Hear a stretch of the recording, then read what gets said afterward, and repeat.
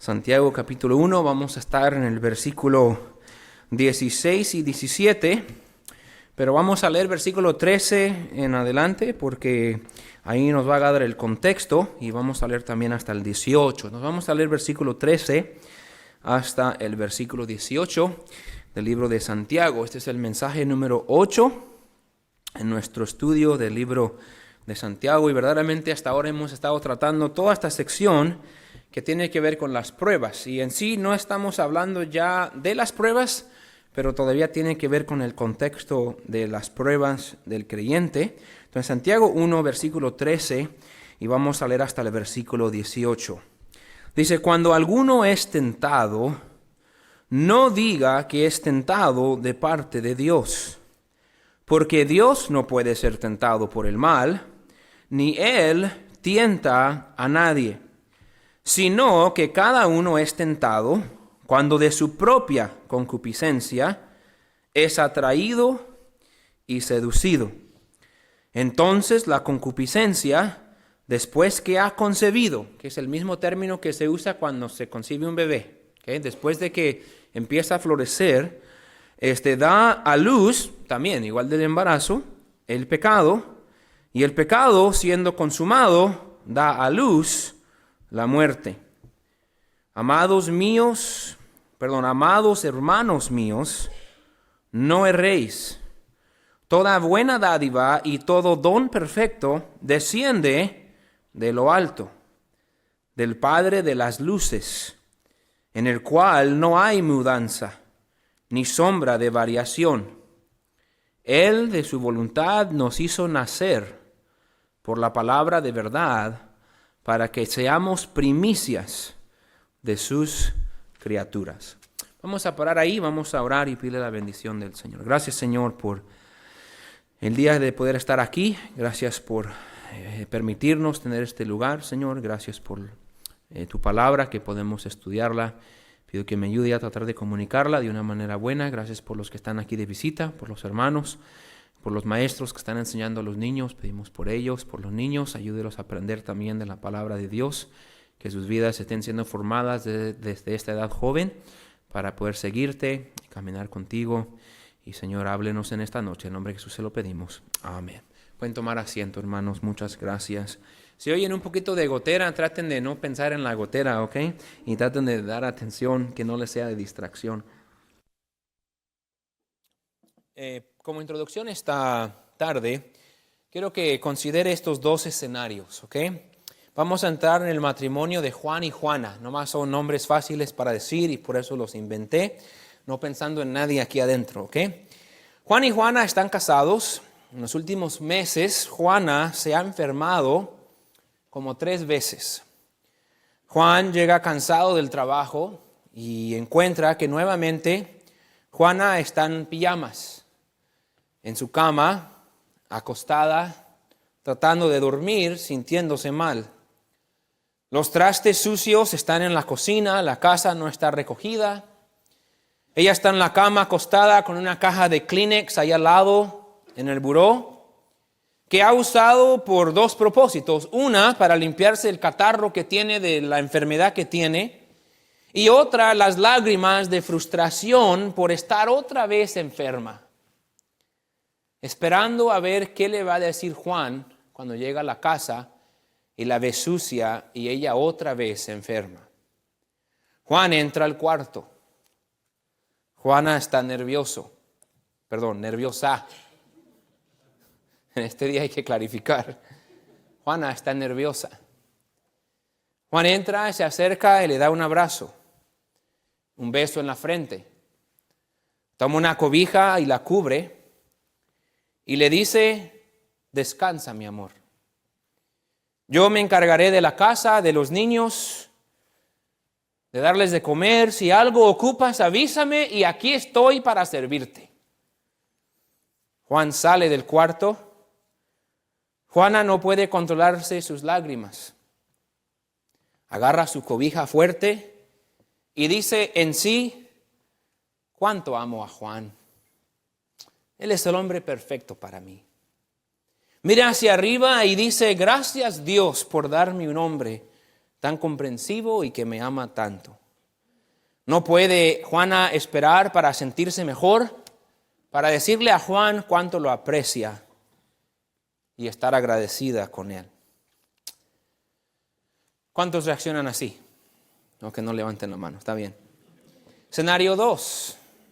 Juana igual, enferma, llega a la casa. Pero Juan entra y dice, ¿otra vez? No, hombre, tú te la pasas bien mal. Es que no comes bien, no tomas vitaminas. No sé qué traes, te has enfermado como 10 veces en este año. Yo nunca me enfermo. Ya me cansé que nunca te sientes bien para atenderme a mí, a los niños y la casa. Pues voy a ver en qué gasto otra vez para por lo menos poder comer.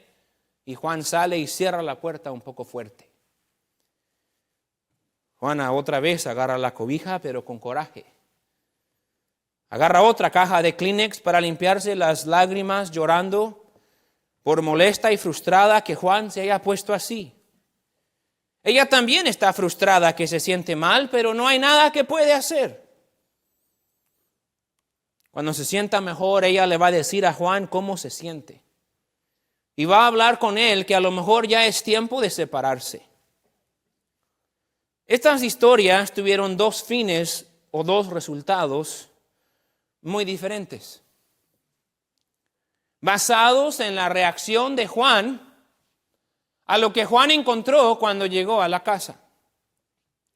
Vamos a volver a la historia al terminar el mensaje, pero dimos esta ilustración para mostrar en este pasaje de versículo 13 a 18, en el panorama completo, lo que Santiago está haciendo es mostrando que hay dos fines diferentes.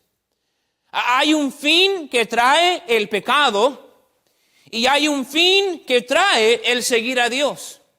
Y cómo reaccionamos en el tiempo de la prueba va a determinar si experimentamos el fin del pecado, que dice que la concupiscencia da a luz el pecado y el pecado da a luz la muerte, y que sabemos que es destrucción y sufrimiento. Algunos van a sufrir un fin de destrucción por ceder a la tentación del pecado, pero otros pueden experimentar un fin diferente por confiar en Dios.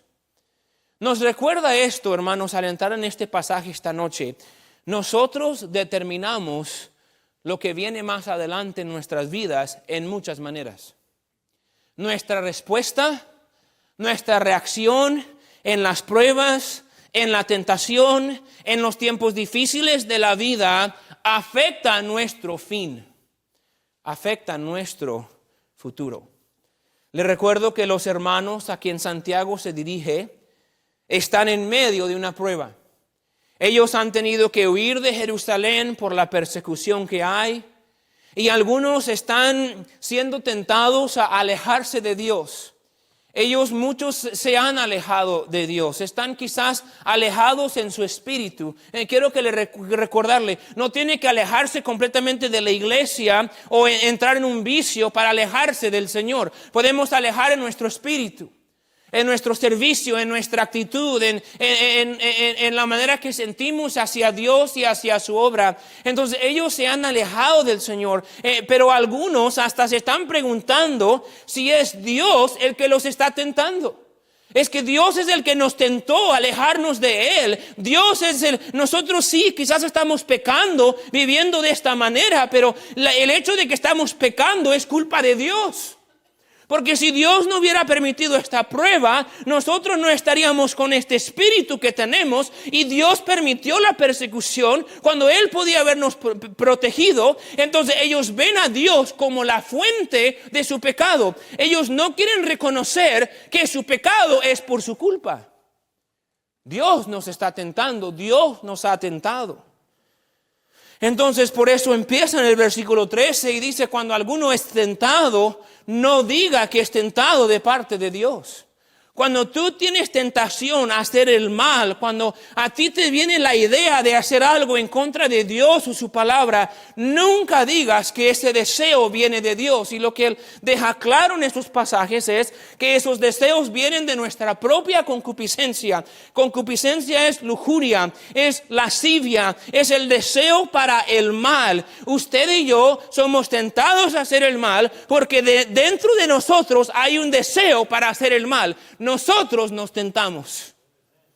Cuando pecamos es nuestra culpa. El pecado nunca es culpa de Dios. Y eso es lo que Él está dejando claro. No es culpa de Dios. Eso lo vimos en el mensaje pasado. Dice, es nuestra concupiscencia que nos seduce, nos engaña. Nuestro deseo al pecar nos engaña a cometer el pecado. Y ahí es cuando es concebido, la concupiscencia siendo concebido da a luz. Así como nace un bebé de la concupiscencia seduciéndonos, nace el pecado. Y del pecado nace la muerte. Si seguimos esto hasta el fin, el pecado en su naturaleza completa, el fin del pecado es el infierno. ¿Por qué? Porque cualquiera de nosotros, pecadores, que vivamos en pecado y no nos reconciliemos con Dios, nuestro fin es la muerte espiritual en el infierno. Ese es el fin o el resultado que viene en nuestra vida como resultado del pecado. El pecado en su fin lleva a muerte, lleva a infierno y destrucción. Y si algo no interviene en el proceso, si la gracia de Dios no interviene en el proceso en nuestra vida, el infierno es el destino de todos nosotros por el pecado. Ese es el destino. Ese es el fin que nos espera a cada uno. Dios no tiene culpa en eso. Dios hizo el mundo perfecto. Eso es debido al hombre y la maldad del hombre. Entonces deja claro Santiago en versículo 13 al 15 que no es culpa de Dios que nosotros pequemos. Para el pecador lo que le espera es una muerte o destrucción o sufrimiento por su pecado. Después entra en versículo 16 y tenemos un versículo de transición. Y dice, mírenlo, es un versículo cortito. Dice, amados hermanos míos, no erréis. Ahora sabemos ahí que está hablando a creyentes porque le llama hermanos. Entonces dice, agárrenlo, ¿ok? Está diciendo, hermanos, Dios no tienta, Dios no puede ser tentado, el pecado viene de nosotros, Dios no tiene nada de culpa o nada de responsabilidad de que nosotros seamos tentados y caigamos en la tentación y pequemos. No es culpa de Dios. Pero sí hay algo que viene de Dios. Por eso dice, no erréis, no se equivoquen. No te equivoques. Hay algo que viene de Dios. Y lo que viene de Dios, versículo 17, mírenlo, toda buena dádiva y todo don perfecto desciende de lo alto. Lo malo viene de nosotros. El pecado y la destrucción es nuestra culpa. El pecado es resultado de nosotros siendo seducidos por nuestra carne y cayendo en la tentación. Pero sí hay algo que viene de Dios, dice Santiago. Pero lo que viene de Dios y todo lo que viene de Dios es una buena dádiva y es un don perfecto. Todo lo que viene de Dios es bueno. Y todo lo bueno que tenemos viene de Dios. Aquí están estos hermanos en la prueba. Agárralo. Y la prueba ha causado que en vez de que estén agradecidos con la bondad de Dios, están acusando a Dios por su tentación. Están tan lejos y tan equivocados. Entonces Santiago les trae otra vez a donde deberían de estar, que aún en la prueba deberían de recordarse que todo lo que es bueno viene de Dios. Todo. Es repetitivo. Dádiva o don significa regalo. Ahora quiero que lo note conmigo. Sabemos, un regalo es algo que no merecemos y no ganamos. Entonces lo que Dios me da es algo que Él me da sin merecerlo. Agárrelo, hermano. Todo lo bueno que tengo, ¿de dónde viene? Y todo lo que Dios me da, no lo merezco. Entonces, todo lo que tengo, de que eso, ¿cuánto merezco? Entonces, en la prueba, cuando me quita algo Dios que Él me dio, ¿por qué me hago el ofendido? ¿Por qué de repente ahora Dios me está tratando injustamente? Dios solamente me quitó algo que Él me había dado, que cuando me lo dio no lo merecía como quiera. ¿No fue lo que Job dijo cuando perdió todo? Dios dio y Dios quitó. Sea el nombre de Jehová bendito.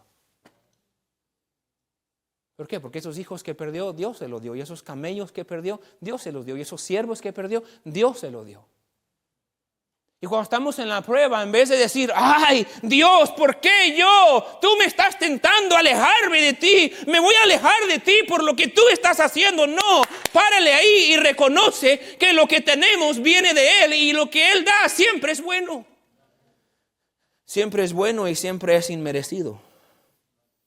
Los regalos no se merecen. Es algo que Él nos regala. De su benevolencia y de su amor. Entonces nada que viene de Dios es malo. Por eso dijo en el versículo 2, hermanos míos, tened por sumo gozo cuando os halláis en diversas pruebas. ¿Por qué puedo tener sumo gozo aún en las pruebas? Porque si la prueba viene de Dios, aún la prueba es buena. No significa que me siento bien en la prueba, pero es bueno para mí, o es bueno para alguien más, o es bueno para la gloria de Dios, para que Dios sea exaltado sobre la tierra. Lo que viene de Dios es bueno, en todo lo que Dios hace es bueno, porque Dios es bueno y Dios tiene un plan bueno para todos nosotros que somos malos. Entonces, si reconocemos que todo viene de Dios y todo es bueno, aun cuando todo va mal, podemos ver lo bueno. Pero estamos tan enfocados en nuestra vida y en nuestras metas, que cuando viene algo que nosotros miramos malo, ahora hasta nos ofendemos con el Dios que solo es bueno. Y muchas veces nos alejamos de Él. Entonces dice que todo viene de Dios, es bueno. El trabajo que usted tiene, Dios se lo dio. La esposa que lo aguanta, Dios se lo dio. Los hijos que tiene, Dios se los dio. La salud que tiene, Dios se lo da y lo mantiene. Su estado aquí en este país, Dios se lo dio. Y no se lo va a quitar nadie hasta que Dios diga. Entonces puede estar tranquilo. Y si se lo quita, pues como quiera Dios se lo dio. ¿Será porque quiere usarlo como misionero allá en el rancho? Y como no quisiste ir, tuvo que usar a Trump para mandarlo. Entonces, si Dios te habla, ve. Eso no estaba en las notas, pero bueno, ahí salió. Ya no se puede quitar. Entonces, todo lo que Dios da es bueno. Miren cómo describe a Dios. Quiero explicarles en versículo 17. Toda buena dádiva y todo don perfecto desciende de lo alto, del Padre de las luces. ¿Por qué llama a Dios el Padre de las luces? Este era un término que usaban los judíos en aquel tiempo para referirse al creador de las luces. ¿Cuáles son las luces? El sol, la luna y las estrellas. Entonces, cuando dice todo desciende de lo alto, del Padre de las luces, dice el que creó todo lo que tenemos. ¿Se imaginaría este mundo sin luz? Entonces, vieron el parqueadero esta noche sin luz. Algo pasó con la lluvia que se perdió las luces. Y aún ahí lo notamos, ¿no? Ahora, deja entender a estos hermanos. Hermanos, recuerden, este Dios bueno que da todo es el Padre de las luces. Él colgó el sol, Él colgó la luna, Él colgó las millones de estrellas. Pero Él las hizo, pero Él es diferente. Porque el sol está, se mueve, se apaga. Bueno, no se apaga de verdad. Alguien va a decir, ¿dónde está el switch? No se apaga, pero se va al otro lado del mundo y no lo vemos. La luna a veces está llena, a veces está a la mitad, a veces está un cuarto, un octavo, un 16, un 32, como quiera llamarle. Las estrellas a veces se miran, a veces las nubes tapan todo. Eso explica la siguiente parte del versículo. Dice, desciende de lo alto del Padre de las luces, en el cual no hay mudanza ni sombra de variación. Ven, esas luces hay mudanza, el sol se mueve. La luna se mueve, hay variación de sombra, a veces da y a veces no, pero Dios es constante. ¿Dios es constante en qué? Dios es constantemente bueno. Aún es más bueno de lo bueno que nos dio el sol y la luna y las estrellas para tener luz. Entonces dice, todo viene de Él. Versículo 18. Mírenlo, dice, Él, siendo Dios, de su voluntad. Dios, este Padre de las luces, en el cual no hay mudanza ni sombra de variación, Él siempre es igual, Él siempre es constante, Él siempre es constantemente bueno. Él, de su voluntad, nos hizo nacer por la palabra de verdad. Ahora agárrelo, aquí está hablando de su salvación. Dios es tan bueno que es el Padre de las luces y nos dio la luz, nos dio todo lo que es constante, pero también de su propia voluntad, de su corazón, de su amor por nosotros. Él es el que nos hizo nacer por la palabra de verdad. Pastor, no nacemos por la palabra de verdad, nacemos por el Señor Jesucristo, sí, pero lo que Santiago dice es esto: alguien predicó la palabra de verdad y nosotros aceptamos a Cristo y Dios nos hizo nacer por la palabra de verdad. Nos dio salvación y nos hizo, sigan leyendo el versículo 18, para que seamos primicias de sus criaturas. Ve, la bondad de Dios, el fin es que si decimos no al pecado y ponemos nuestra fe en Dios y vemos lo bueno que es Dios, Dios es tan bueno que de su voluntad abrió la puerta para que tuviéramos nacimiento espiritual, y el fin de seguir a este Dios bueno es que podemos nacer de nuevo y podemos ser primicias de sus criaturas, podemos ser hijos de Dios quienes moramos con Él por lo bueno que Él es. El fin o el máximo o el punto más alto de la bondad de Dios es que tenemos un lugar eterno, seguro en el cielo. El pecado nos lleva al infierno, pero Dios es tan bueno que nos hizo nacer por su voluntad, por su deseo.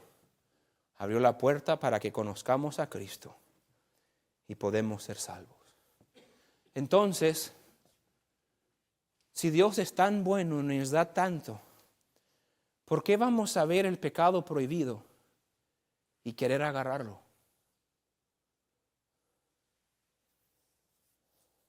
¿Se acuerdan de la historia de David?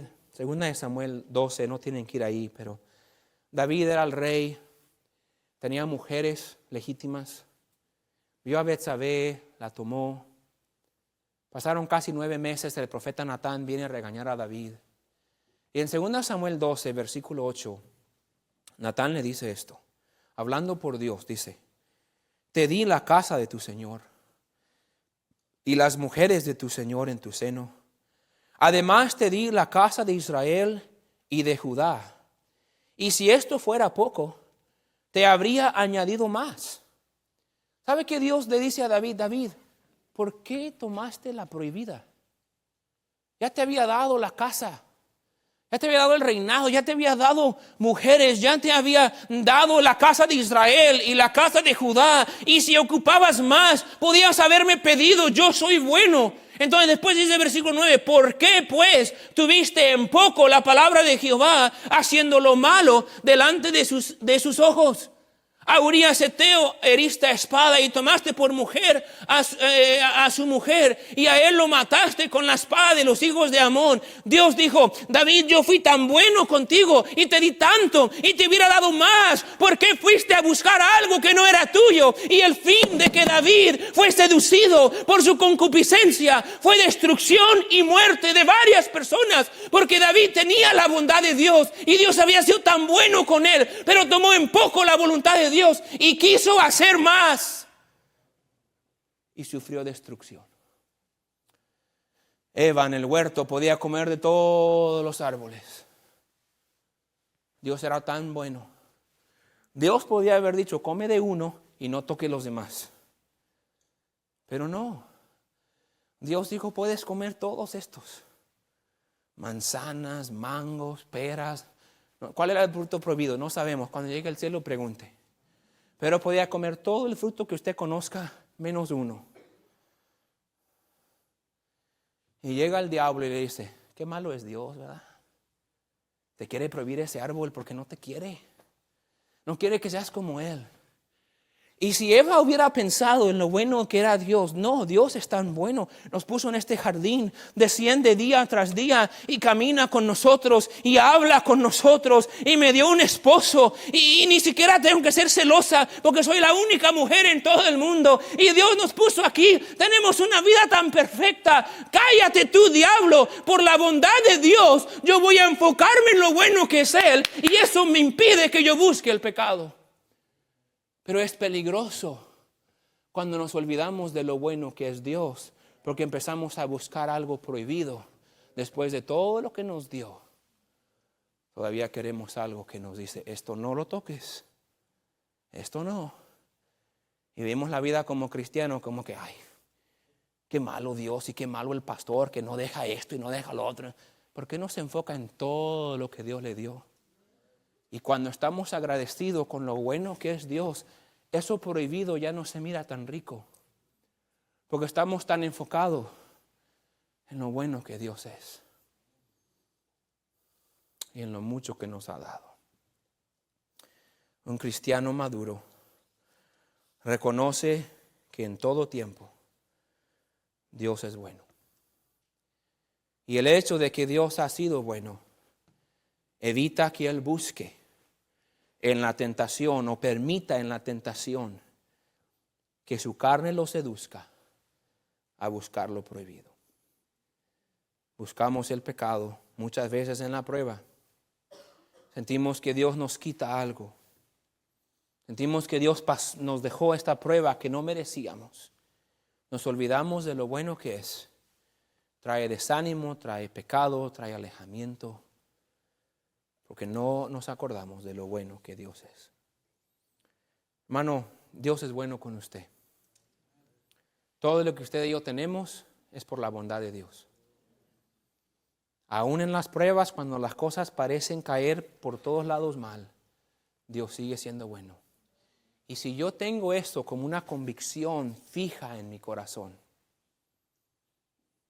y yo sé que la tentación va a dar a luz pecado y el pecado va a dar a luz destrucción, entonces ¿por qué en el mundo ando buscando pecado cuando yo estoy tan lleno de la voluntad de Dios, de la bondad de Dios? Porque realmente tengo ingratitud. Y mi ingratitud me lleva a buscar otras cosas que Dios no me permite. Y aún en la prueba, cuando las cosas van mal, sentimos, bueno, en este tiempo tengo permiso de ir a hacer esto. Santiago les recuerda, lo más bueno que Dios hizo por nosotros es la salvación que nos ha dado. Si usted está aquí esta tarde y nunca ha sido salvo, el pecado que usted ha cometido tiene un fin. Y ese fin, dice Romanos 6:23, porque la paga del pecado es muerte. No está hablando de una muerte física, está hablando de una muerte espiritual. Porque la destrucción espiritual viene como resultado de nuestro pecado. Pero Cristo murió por nosotros, para que nosotros podamos ser parte de las primicias de sus criaturas. Podemos ser sus hijos. Podemos nacer de nuevo por la palabra de verdad. Hermano, ¿qué es lo más bueno que Dios ha hecho por usted? Su salvación. Pero ha hecho mucho más. Entonces ese pecado que anda ahí queriendo controlar su vida, ese pecado que se mira tan bonito, recuerda que trae un fin que no es bonito. Mejor enfoquémonos en la prueba, en la voluntad de Dios, en la bondad de Dios y lo bueno que Dios es para nosotros. Vamos a ponernos de pie.